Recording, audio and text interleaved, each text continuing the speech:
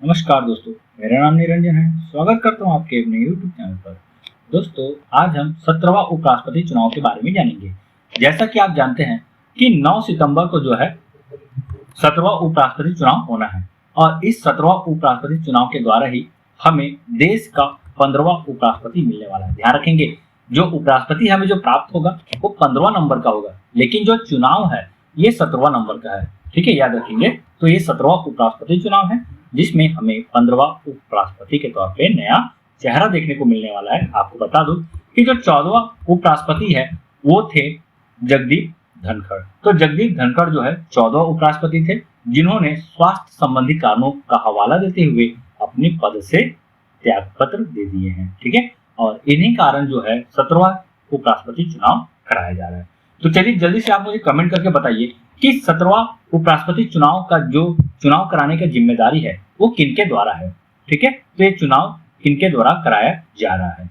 तो चलिए दोस्तों, इस वीडियो में अब हम जानेंगे चर्चा में क्यों उपराष्ट्रपति के बारे में, उपराष्ट्रपति निर्वाचन एवं प्रक्रिया, सांसदों के वोटों की वैल्यू का फॉर्मूला क्या होता है, उपराष्ट्रपति का कार्यकाल एवं त्यागपत्र हटाने की प्रक्रिया, उपराष्ट्रपति से संबंधित अनुच्छेद, भारत के उपराष्ट्रपतियों की सूची और महत्वपूर्ण प्रश्न। ठीक है, इससे पहले मैं आपको बता दूं कि यदि आप हमारा इससे पूर्व उपराष्ट्रपति जगदीप धनखड़ के इस्तीफा से संबंधित वीडियो नहीं देखे हैं तो आप उसे भी जरूर देख लीजिएगा, क्योंकि उस वीडियो से भी आपको बहुत सारा नॉलेज मिलने वाला है।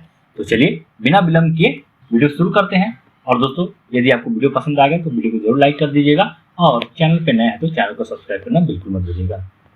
देखिए, चर्चा में क्यों। हाल ही में चुनाव आयोग ने अगस्त 2025 में होने वाले उपराष्ट्रपति चुनाव की घोषणा की। यह भारत का 17वां उपराष्ट्रपति निर्वाचन होगा। ठीक है, याद रखेंगे, घोषणा जो है अगस्त 2025 में हुआ है और ये भारत का 17वां उपराष्ट्रपति निर्वाचन होने वाला है।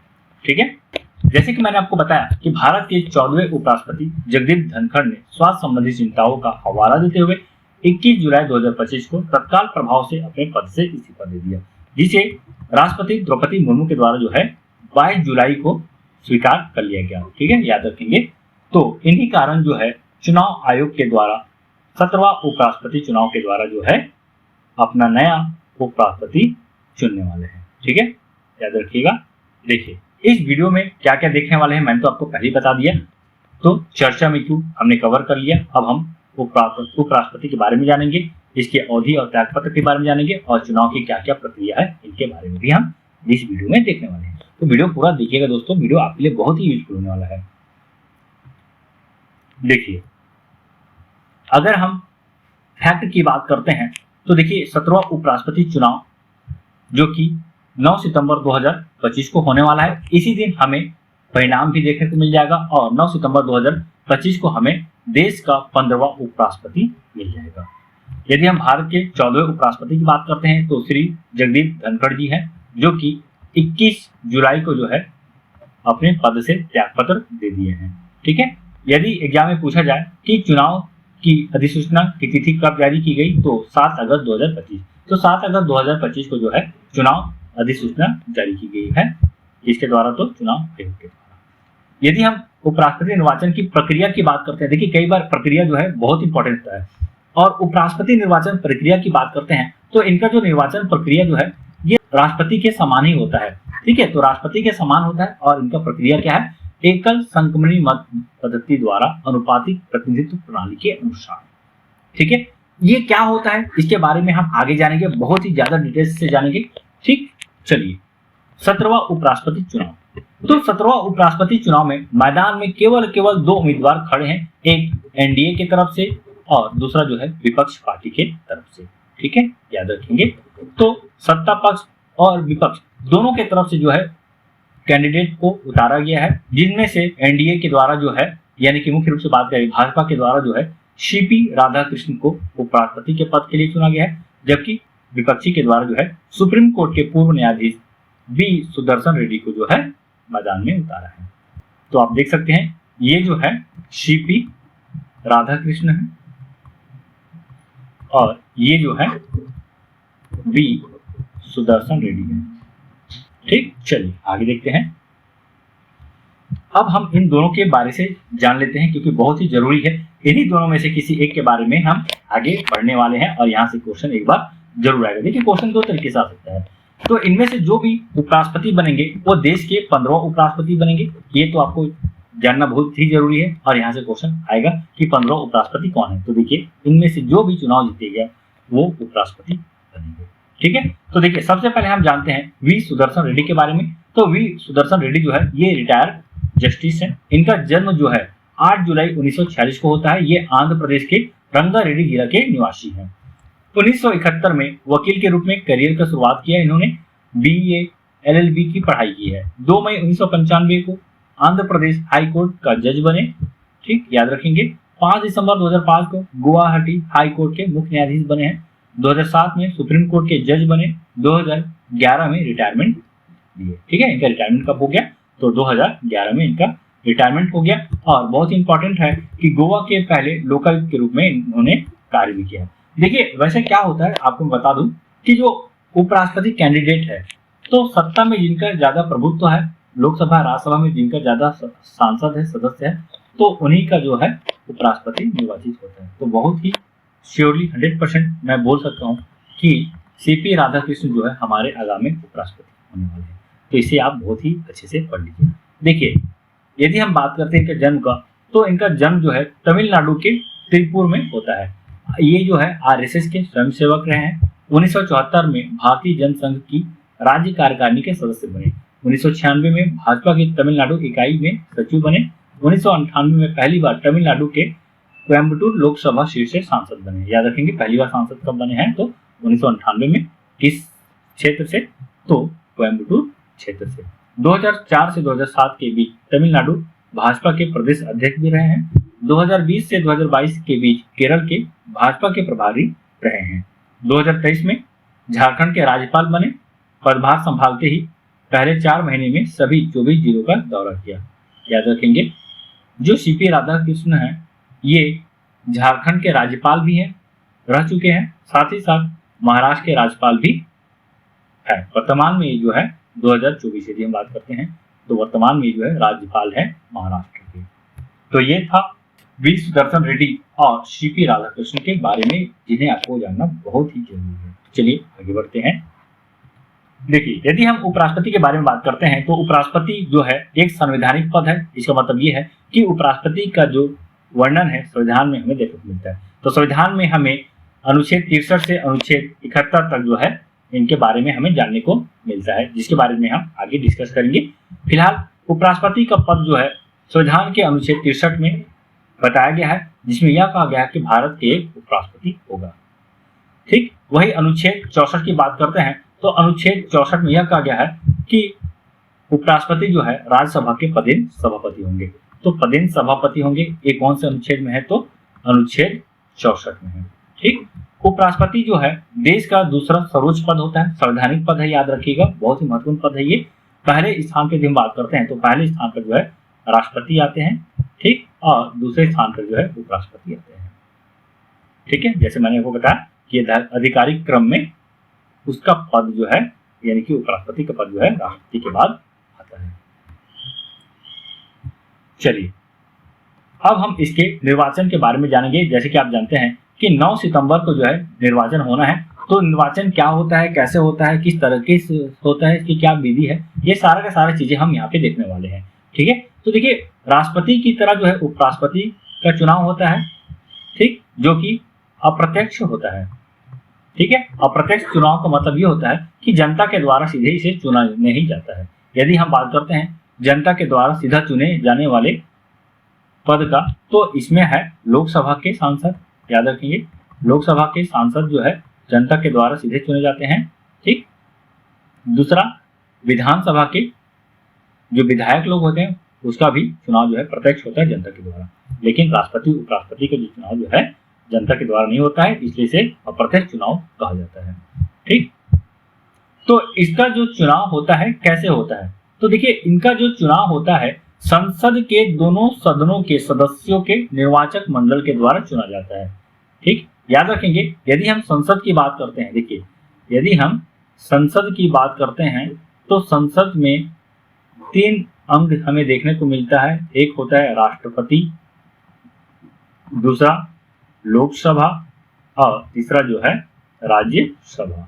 ठीक है, तो राष्ट्रपति, लोकसभा, राज्यसभा। तो राज्यसभा जो है ये स्थायी होता है, ये कभी विघटित नहीं होता, लोकसभा जबकि विघटित हो जाता है। तो राज्यसभा को उच्च सदन कहा जाता है और लोकसभा को जो है निम्न सदन कहा जाता है। ठीक है, याद रखेंगे। ठीक, और राज्यसभा के सदस्यों का कार्यकाल जो है 6 वर्ष के लिए होता है और प्रत्येक 2 वर्ष में जो है नया चुनाव होते रहता है। तो हर 2 वर्ष में जो है इनका जो सदस्य जो है 1/3 सदस्य जो है अपने पद से मुक्त होते हैं। वही लोकसभा जो है अस्थायी सदन है, ठीक, निम्न सदन है और इनका सदस्यों का जो कार्यकाल जो है 5 वर्ष तक होता है, जबकि इसे कभी भी भंग भी किया जा सकता है राष्ट्रपति के द्वारा। तो देखिए, अब हम ये देख रहे थे कि राष्ट्रपति का जो चुनाव है इसमें जो निर्वाचक मंडल है, इसके निर्वाचक मंडल में जो है संसद के, ठीक है, निर्वाचित और मनोनीत दोनों सदस्यों के द्वारा होता है। ठीक है, याद रखेंगे। तो राज्यसभा और लोकसभा, तो राज्यसभा और लोकसभा, ठीक है, तो राज्यसभा और लोकसभा के जो सदस्य होते हैं चाहे वो निर्वाचित हो या मनोनीत हो, याद रखेंगे, राज्यसभा और लोकसभा के जो निर्वाचित और मनोनीत सदस्य होते हैं वो उपराष्ट्रपति निर्वाचन में जो है भाग लेते हैं। यदि हम राष्ट्रपति की बात करें ना, तो राष्ट्रपति में केवल निर्वाचित सदस्य ही जो है भाग लेते हैं, चाहे ये लोकसभा के हो, राज्यसभा के हो, ठीक है, या राज्य विधानसभा के हो, ठीक है, या राज्य विधानसभा। ठीक, तो याद रखेंगे इसके निर्वाचक मंडल में राज्यसभा, लोकसभा के निर्वाचित और मनोनीत सदस्य होते हैं। ठीक, इसके निर्वाचन में राज्य विधानसभाओं के सदस्य शामिल नहीं होते। तो ठीक है, याद रखिएगा पहला पॉइंट, तो इसके निर्वाचक मंडल में राज्यसभा, लोकसभा के निर्वाचित और मनोनीत सदस्य शामिल होते हैं। ठीक, तो इसके अतिरिक्त उपराष्ट्रपति के चुनाव के लिए नामांकन भरा जाता है। ठीक, याद रखेंगे, और नामांकन के लिए उम्मीदवार जो है कम से कम 20 प्रस्तावक और 20 अनुमोदक होना चाहिए। तो 20 प्रस्तावक और 20 अनुमोदक के हस्ताक्षर के साथ ही नामांकन पत्र भरा जाता है और नामांकन पत्र भरते समय जो है भारतीय रिजर्व बैंक को जो है 15,000 रुपए का जमानत राशि जमा करनी पड़ती है। देखिए, यदि हम निर्वाचन की प्रक्रिया की बात करते हैं तो इसकी निर्वाचन की प्रक्रिया का जो है वर्णन अनुच्छेद 66 में किया गया है। इसके अनुसार जो है एकल संक्रमणी मत पद्धति द्वारा अनुपातिक प्रतिनिधित्व प्रणाली के अनुसार जो है उपराष्ट्रपति का चुनाव होता है। एकल संक्रमणित मत पद्धति द्वारा अनुपातिक प्रतिनिधित्व प्रणाली के अनुसार। अब ये क्या होता है इसको समझिएगा। तो इसमें क्या होता है, जैसे मान लीजिए 5 कैंडिडेट है, ठीक है, अभी तो एक्चुअल में 2 ही कैंडिडेट है, लेकिन हम मान लेते हैं 5 कैंडिडेट है। तो 5 कैंडिडेट में क्या होता है, जितने भी जो सदस्य होते हैं जो कि चुनाव में भाग लेते हैं, तो सारा का सारा जो सदस्य है ये प्राथमिकता देते हैं। ठीक है, प्राथमिकता देते हैं कि पहले नंबर पे वो किसे चुनना पसंद करेंगे, दूसरे नंबर पे किसे, तीसरा नंबर पे किसे, चौथा नंबर पे किसे और 5वां नंबर पे किसे। ठीक है, तो इस तरह से जो है प्राथमिकता देते हैं। और यदि पहले राउंड का जो गिनती होती है वोट की, तो इसमें 50% से अधिक यदि कोई पहले नंबर वाले जो है, मान लीजिए अभी जो चुनाव की हम बात करते हैं, तो देखिए संसद के दोनों सदनों की यदि हम कुल बात करते हैं तो कुल 788 सदस्य है, जिसमें से 782 सदस्य जो है भाग लेने वाले हैं। तो ये 782 सदस्य जो है ना प्राथमिकता तय करेंगे कि पहले नंबर पे जो है वो किसे उपराष्ट्रपति बनाना चाहेंगे। तो यदि ज्यादा से ज्यादा लोग यानी कि 50% से अधिक लोग पहले नंबर पे किसी एक उपराष्ट्रपति पद के प्रत्याशी को चुनते हैं तो उसे जो है उपराष्ट्रपति घोषित कर दिया जाएगा। लेकिन यदि 50% से अधिक लोग नहीं मिलते हैं तो पहला जो नंबर पे जो भी व्यक्ति रहते हैं, जो सबसे ज्यादा वोट पाए जाते हैं, उसको समाप्त कर दिया जाता है। ठीक है, तो पहले नंबर पे आए व्यक्ति यदि 50% से अधिक वोट नहीं पाते हैं तो जो है वोटों की गिनती फिर से किया जाता है और सबसे आखिरी में जो आए होते हैं ना, तो उस व्यक्ति का जो मत है उसे ट्रांसफर कर दिया जाता है। तो उसके मत को ट्रांसफर कर दिया जाएगा बाकी बचे उम्मीदवारों पर। तो उसके बाद फिर से वोट की गिनती की जाएगी और इस बार जो सबसे अधिक पाया जाएगा यानी कि 50% से अधिक वोट जो पाते हैं उसे उपराष्ट्रपति घोषित कर दिया जाता है। तो इसी तरह से जो है एकल संक्रमणी मत पद्धति के द्वारा अनुपातिक प्रतिनिधित्व प्रणाली के अनुसार जो है उपराष्ट्रपति का चयन किया जाता है। ठीक, याद रखेंगे। देखिए, यदि हम वर्तमान में बात करते हैं 17वें उपराष्ट्रपति निर्वाचन की, तो इसके निर्वाचक मंडल में कौन कौन से शामिल है, तो मैंने आपको बताया लोकसभा प्लस राज्यसभा। तो लोकसभा और राज्यसभा के मनोनीत और निर्वाचित सदस्य जो है इसके निर्वाचन में भाग लेते हैं। तो वर्तमान में राज्यसभा के 233 निर्वाचित सदस्य हैं, जिसमें 5 सीटें रिक्त हैं। राज्यसभा के 12 मनोनीत सदस्य हैं और लोकसभा के 543 निर्वाचित सदस्य हैं, जिसमें 1 सीट रिक्त है। तो इस तरह से कुल 788 सदस्य में 782 सदस्य जो है चुनाव में भाग लेने वाले हैं। देखिए, चूंकि सभी निर्वाचक संसद के दोनों सदनों के सदस्य हैं, इसलिए संसद के प्रत्येक सदस्य के मत का मान एक समान अर्थात 1 होगा। ठीक है, याद रखेंगे। अब हम निर्वाचन की प्रक्रिया को देखते हैं। तो संविधान के अनुच्छेद 66(1) में प्रावधान है कि निर्वाचन एकल संक्रमित मत पद्धति द्वारा अनुपातिक प्रतिनिधित्व प्रणाली के अनुसार आयोजित किया जाएगा और ऐसे निर्वाचन में मतदान जो है गुप्त रूप से किया जाएगा। ठीक है, और मतदान जो है बैलेट पेपर के माध्यम से किया जाएगा। ठीक है, तो 2 प्रकार से मतदान किया जाता है, एक तो बैलेट पेपर के माध्यम से और दूसरा जो होता है अभी वर्तमान में जो चलन चल रही है वो है ईवीएम मशीन के द्वारा। ठीक है, इलेक्ट्रॉनिक वोटिंग मशीन के द्वारा जो है वोट किया जाता है। यदि हम शपथ की बात करते हैं तो शपथ का उल्लेख जो है अनुच्छेद 69 में किया गया है। ठीक, जो राष्ट्रपति या राष्ट्रपति द्वारा नियुक्त किसी व्यक्ति के द्वारा दिलाई जाती है। तो शपथ ग्रहण जो है राष्ट्रपति के द्वारा कराई जाती है। यदि राष्ट्रपति नहीं है तो उसके द्वारा नियुक्त किसी व्यक्ति के द्वारा शपथ ग्रहण कराई जाती है। ठीक, याद रखेंगे। तो शपथ में वह संविधान की रक्षा करने और अपने पद के कर्तव्यों का निष्ठापूर्वक निर्वहन करने की प्रतिज्ञा करते हैं।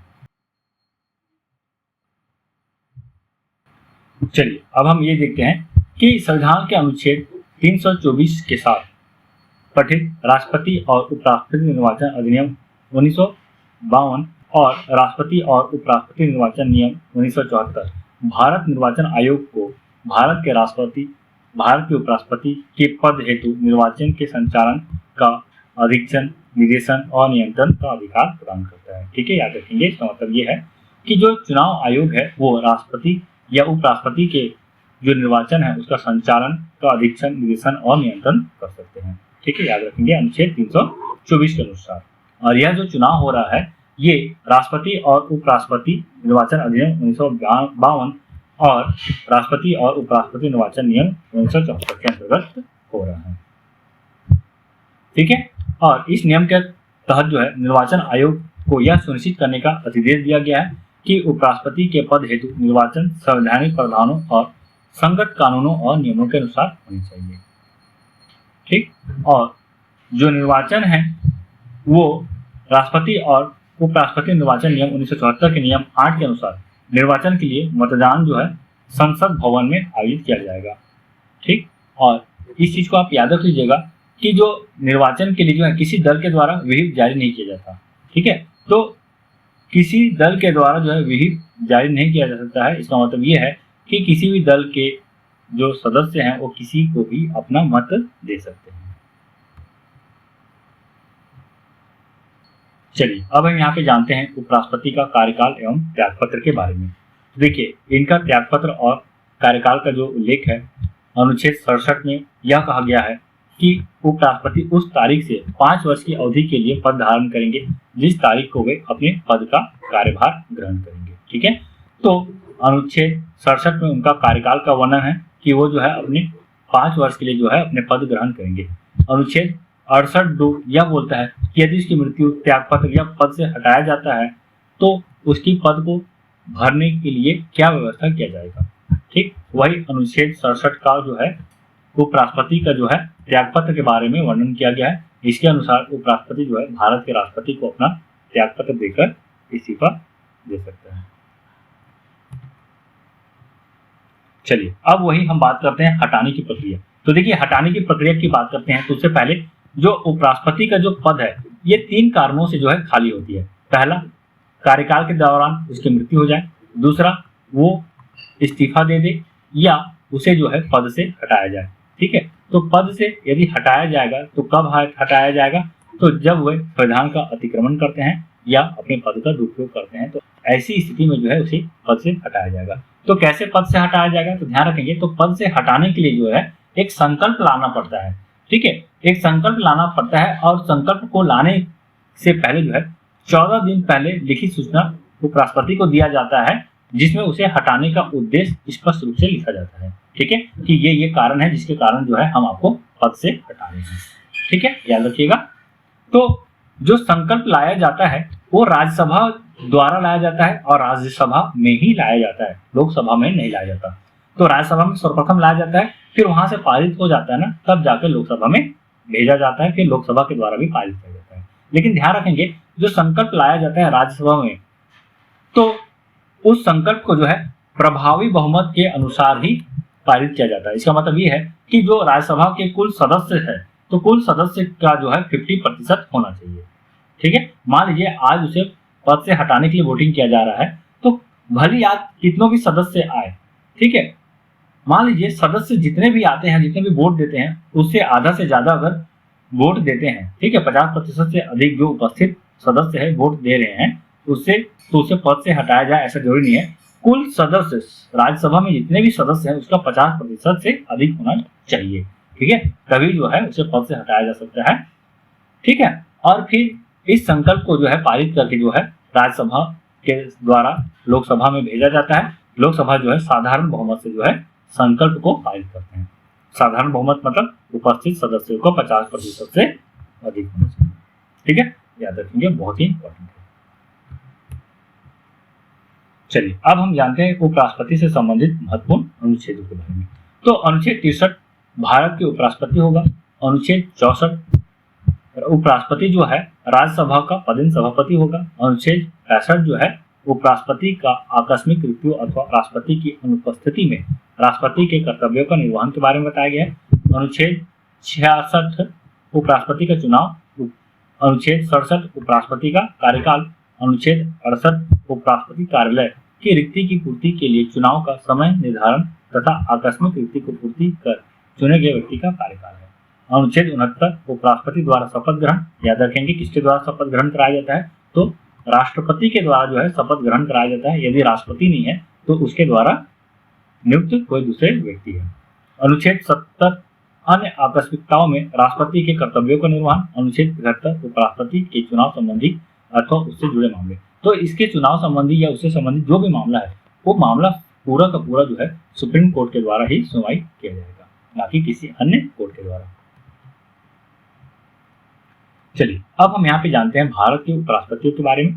तो देखिए भारत में अब तक जो है 14 उपराष्ट्रपति हैं, जिसमें से प्रथम उपराष्ट्रपति डॉक्टर सर्वपल्ली राधाकृष्णन, दूसरा उपराष्ट्रपति है डॉक्टर जाकिर हुसैन, तीसरा वीवी गिरी, चौथा गोपाल स्वरूप पाठक, पांचवा वीडी जट्टी, छठवां एम हिदायतुल्ला, सातवां आर वेंकट रमन, आठवां शंकर दयाल शर्मा, नौवां के आर नारायण, 10वां डॉक्टर के कृष्णकांत, 11वां भैरव सिंह शेखावत, 12वां हामिद अंसारी, 13वां एम वकैया नायडू, 14वां जगदीप धनखड़। ध्यान रखेंगे आर वेंकट रमन, शंकर दयाल शर्मा, के आर नारायण ये ऐसे उपराष्ट्रपति है जो राष्ट्रपति बनने के बाद अपने पद से त्याग दिए हैं, जबकि वीवी गिरी, भैरव सिंह शेखावत और जगदीप धनखड़ ये ऐसे उपराष्ट्रपति है जो कार्यकाल के दौरान जो है अपने पद से इस्तीफा दिए हैं, और डॉक्टर के कृष्णकांत ये ऐसे उपराष्ट्रपति है जिनका जो है पद के दौरान जो है मृत्यु हुई है। तो ये प्रमुख 14 उपराष्ट्रपतियों की सूची है, इसे आप याद कर लीजिएगा। इसका कार्यकाल याद करना तो जरूरी नहीं है, लेकिन कार्यकाल से संबंधित यह पूछा जा सकता है कि सर्वाधिक कार्यकाल किस उपराष्ट्रपति का है या न्यूनतम कार्यकाल जो है किस उपराष्ट्रपति का है। तो आप कमेंट में बताइएगा जरूर कि सर्वाधिक कार्यकाल वाले उपराष्ट्रपति कौन है।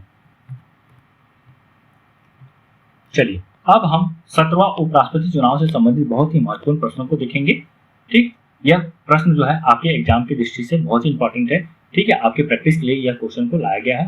क्वेश्चन को बनाने से पहले जो है आप एक बार और वीडियो को देख लीजिए पूरी तरह से, उसके बाद ही आप क्वेश्चन को बनाएंगे तो आप देखिए बहुत ही अच्छे तरीके से क्वेश्चन बना पाएंगे। अगर आपको क्वेश्चन का आंसर पता है तो आप जरूर कमेंट बॉक्स में इसका उत्तर दीजिएगा। देखिए पहला क्वेश्चन है भारत के 14वें उपराष्ट्रपति कौन थे। तो कौन थे, तो जगदीप धनखड़। तो जगदीप धनखड़ जो है 21 जुलाई को जो है अपने पद से इस्तीफा दिए हैं। ठीक है, 21 जुलाई 2025 को इनका कार्यकाल जो है प्रारंभ हुआ था 11 अगस्त 2022 को। ठीक है, तो 11 अगस्त 2022 को जो है अपने पद ग्रहण किए थे और 2027 तक जो है इसका पद था। ठीक है, इनका कार्यकाल 11 अगस्त से 10 अगस्त 2027 तक था। ठीक। लेकिन स्वास्थ्य संबंधी चिंताओं का हवाला देते हुए 11 जुलाई 2025 को ये अपने पद से इस्तीफा दे देते हैं।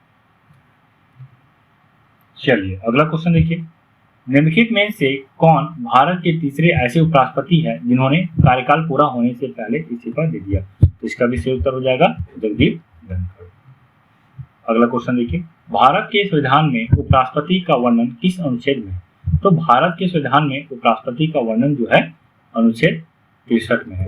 तो अनुच्छेद 63 से अनुच्छेद 71 तक उपराष्ट्रपति का वर्णन किया गया है, जिसमें अनुच्छेद 63 में उपराष्ट्रपति का वर्णन है, ठीक है, जिसमें यह कहा गया है भारत के लिए एक उपराष्ट्रपति होगा, जबकि अनुच्छेद 64 यह कहता है कि उपराष्ट्रपति जो है राज्यसभा का पदेन सभापति होगा, ठीक है। वही अनुच्छेद 65 जो है उपराष्ट्रपति का आकस्मिक मृत्यु अथवा उपराष्ट्रपति की अनुपस्थिति में राष्ट्रपति के कर्तव्य पर निर्वहन है। अनुच्छेद 66 उपराष्ट्रपति का चुनाव, अनुच्छेद 67 उपराष्ट्रपति का कार्यकाल, अनुच्छेद 69 उपराष्ट्रपति द्वारा शपथ ग्रहण, ठीक है। तो ये प्रमुख अनुच्छेद है जो कि उपराष्ट्रपति से संबंधित, ठीक। तो इसका जो सही उत्तर हो जाएगा अनुच्छेद 63। अगला क्वेश्चन देखिए, उपराष्ट्रपति का पद संविधान के किस देश के ढांचे पर आधारित है? तो ये जो है ना अमेरिका देश से लिया गया उपराष्ट्रपति का पद जो है और अमेरिका के संविधान से संबंधित है। अगला क्वेश्चन देखिए, भारत के उपराष्ट्रपति को कौन चुनता है?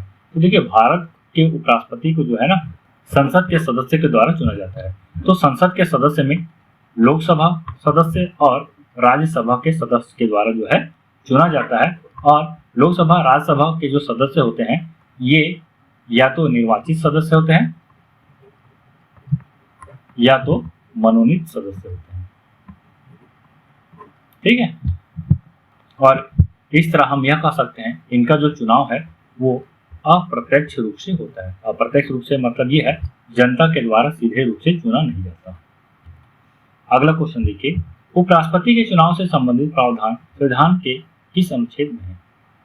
तो इसका चुनाव संबंधित जो अनुच्छेद है अनुच्छेद 66 में है, जिसमें यह कहा गया है कि उपराष्ट्रपति का चुनाव होना है, ठीक। वही अनुच्छेद 63 की बात करते हैं, तो इसमें यह कहा गया है कि भारत का उपराष्ट्रपति होगा। अनुच्छेद 64 जो उपराष्ट्रपति होगा राज्यसभा के पदेन सभापति होगा। अनुच्छेद 68 की भी हम बात करते हैं तो इसकी जो रिक्ति है, ठीक है, उपराष्ट्रपति पद का जो रिक्ति है उसकी पूर्ति के लिए जो है बातें कही गई है इसमें। देखिए अगला क्वेश्चन देखिए, उपराष्ट्रपति चुनाव के लिए कितने प्रस्तावक और अनुमोदक आवश्यक है? तो देखिए उपराष्ट्रपति चुनाव के लिए 20 प्रस्तावक और 20 अनुमोदक की आवश्यकता है, ठीक है, तभी जाकर जो है उपराष्ट्रपति पद के लिए नामांकन भरा जा सकता है। अगला क्वेश्चन देखिए, उपराष्ट्रपति चुनाव के लिए कितनी जमानत राशि जमा करनी होती है? तो देखिए उपराष्ट्रपति पद के लिए जो है 15,000 रुपए जमानत राशि के तौर पर जमा करनी पड़ती है। और किसे जमा करनी रहती है? तो रिजर्व बैंक ऑफ इंडिया, ठीक है, तो भारतीय रिजर्व बैंक है वहां जो है 15,000 रुपए जमानत राशि के तौर पर जमा की जाती है। अगला क्वेश्चन देखिए, उपराष्ट्रपति का चुनाव किस पद्धति से होता है? तो देखिए इनका जो चुनाव है एकल संक्रमणी मत पद्धति के द्वारा होता है, ठीक है।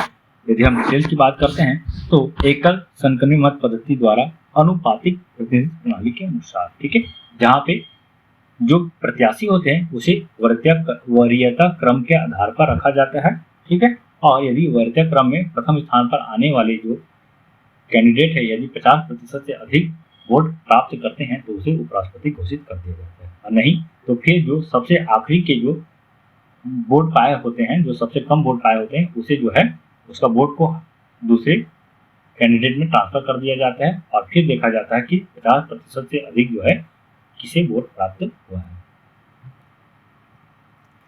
अगला क्वेश्चन देखिए, भारत के 14वें उपराष्ट्रपति जगदीप धनखड़ ने किस दिन अपने पद से इस्तीफा दिया? तो किस दिन अपने पद से इस्तीफा दिया? तो 21 जुलाई 2025 को इन्होंने स्वास्थ्य संबंधी चिंताओं का हवाला देते हुए पद से इस्तीफा दे दिया और राष्ट्रपति द्रौपदी मुर्मू के द्वारा जो है 22 जुलाई 2025 को जो है इस्तीफा स्वीकार कर लिया गया है। अगला क्वेश्चन देखिए, उपराष्ट्रपति का कार्यकाल कितना होता है? तो उपराष्ट्रपति का कार्यकाल जो है 5 वर्ष के लिए होता है। यदि हम इसका कार्यकाल के वर्णन की बात करते हैं तो संविधान के अनुच्छेद 67 में इसका कार्यकाल का वर्णन किया गया है। अगला क्वेश्चन, 17वें उपराष्ट्रपति चुनाव के लिए अधिसूचना कब जारी हुई? तो इसके चुनाव संबंधी जो अधिसूचना है वो 7 अगस्त 2025 को हुआ। ठीक है, तो 7 अगस्त 2025 को 17वें राष्ट्रपति चुनाव के लिए अधिसूचना जारी किया गया। किसके द्वारा जारी किया गया, ये आप कमेंट बॉक्स में मुझे उत्तर दीजिएगा कि किसके द्वारा अधिसूचना जारी किया गया है। ध्यान रखेंगे, इनका जो चुनाव है 9 सितंबर को होना है और इसी दिन जो है परिणाम भी जारी कर दिया जाएगा। इसका मतलब ये है देश के 15वें उपराष्ट्रपति का हमें जल्द ही नाम मिलने वाला है। अगला क्वेश्चन देखिए, 17वां उपराष्ट्रपति चुनाव कब होगा? तो कब होगा मैंने अभी आपको बताया, 9 सितंबर 2025 को होगा।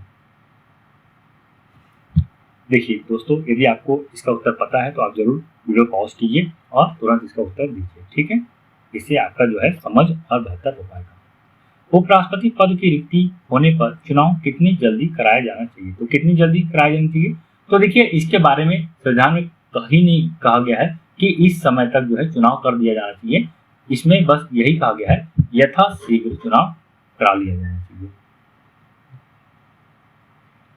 अगला क्वेश्चन देखिए, उपराष्ट्रपति पद की शपथ का उल्लेख किस अनुच्छेद में है? ठीक, यदि हम इसके शपथ से संबंधित जो अनुच्छेद की बात करते हैं तो इसका जो अनुच्छेद है वो है अनुच्छेद 69। याद रखेंगे, अनुच्छेद 69 में जो है उपराष्ट्रपति पद की शपथ का उल्लेख किया गया है और शपथ दिलाने वाले जो है वो है राष्ट्रपति। तो राष्ट्रपति जो है उपराष्ट्रपति को शपथ दिलाते हैं। यदि राष्ट्रपति मौजूद नहीं है तो इसके द्वारा नियुक्त या चयनित कोई व्यक्ति के द्वारा जो है उपराष्ट्रपति को पद की शपथ दिलाया जाता है।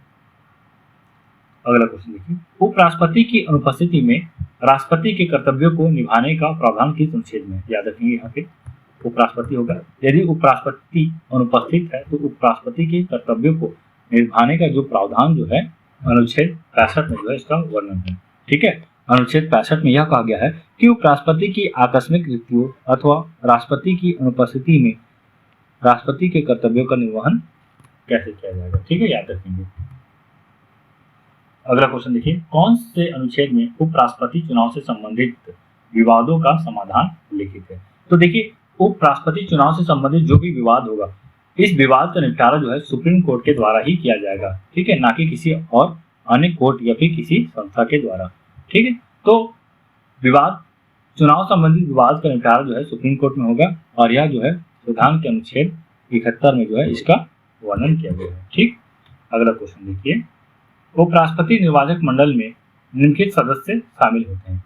तो देखिए, कौन कौन शामिल है याद रखेंगे। पहले मैं आपको बता दूं कि राज्यसभा के सदस्य और लोकसभा के सदस्य जो है इसके चुनाव में भाग लेते हैं। तो ये दोनों जो है इसके चुनाव में भाग लेते हैं और वर्तमान में यदि हम बात करते हैं राज्यसभा और लोकसभा सदस्य के, तो ये सदस्य जो है निर्वाचित भी हो सकते हैं और साथ ही साथ जो है मनोनीत भी हो सकते हैं। ठीक, याद रखेंगे। तो अभी वर्तमान में राज्यसभा के 233 निर्वाचित सदस्य हैं और 12 मनोनीत सदस्य हैं, जबकि लोकसभा के 543 निर्वाचित सदस्य हैं। तो इस तरह से कुल 788 सदस्य हैं। ये 788 सदस्य जो है राज्यसभा और लोकसभा के निर्वाचित और मनोनीत सदस्य हैं। इसमें वर्तमान में जो उपस्थित हैं, ठीक है, तो 782 सदस्य हैं। यदि हम बात करते हैं 6 सदस्य का, तो ये जो 6 सीट जो है ना, ये सीट खाली है। ठीक है, इसका चुनाव अभी होना बाकी है। तो इस तरह से उपरोक्त सभी का जो है सही उत्तर हो जाएगा। तो दोस्तों, यहीं तक था हमारा वीडियो आपको कैसा लगा प्लीज कमेंट करके जरूर बताइएगा। वीडियो यदि आपको हेल्पफुल लगता है तो वीडियो को जरूर लाइक कर दीजिएगा। चैनल पे नए हैं तो चैनल को सब्सक्राइब करना बिल्कुल मत भूलिएगा और अपने दोस्तों तक वीडियो बिल्कुल मत शेयर करना भूलिएगा। ठीक है, तो चलिए मिलते हैं एक नई वीडियो के साथ।